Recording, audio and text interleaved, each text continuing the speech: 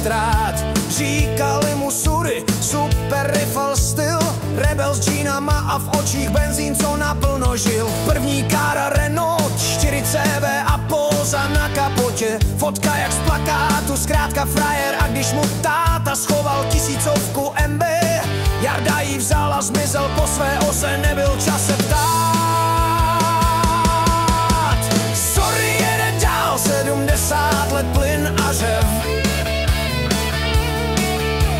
Životem jak dálnicí, kde vítr spálí každý hněv. Od Renaultu ke Carens, pořád správnej rock'n'roll. Jarda vládne silnicím, benzín v žilách jede dál. Pak přišla Škoda 100 a s ní příběh kyselin, nové kalhoty, sněd, tekutý ďábel, zbyl jen letní střih. Ale on se smál, vždyť rockeři takhle žijí, když auto žere džíny, není čas na splíny. 105 modrá, elegant své doby, přišel Forman Bordeaux, byl to věrnej dříč, jen rádio mu chybělo a tak ticho znělo tmou, motor si jen brumlal a Jarda jel jen svou. Sorry, jede dál, 70 let plyn a řev. Životem jak dálnicí, kde vítr spálí každý hněv. Od Renaultu ke Carens, pořád správnej rock'n'roll.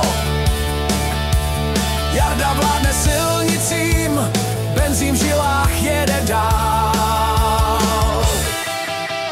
Felicia Champagne, dračice jak sen dávala Prostějov Olomouc za 10 minut, skvělej den. Pak Fabia stříbrná, nevděčná a vzpurná, nestartovala nikdy, když člověk zrovna pospíchal. Peugeot 206 a cesty do Taiter, rodina a kufry, motor zpíval jako Pantera. Dneska Kia Carens, bílá loď na silnici, Olomouc, Poděbrady, Pržno a Král na dálnici.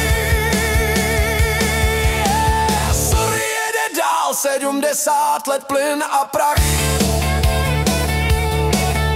Jak highway rocker, co se nikdy nebojí v tmách. Od Renaultu ke Carens, pořád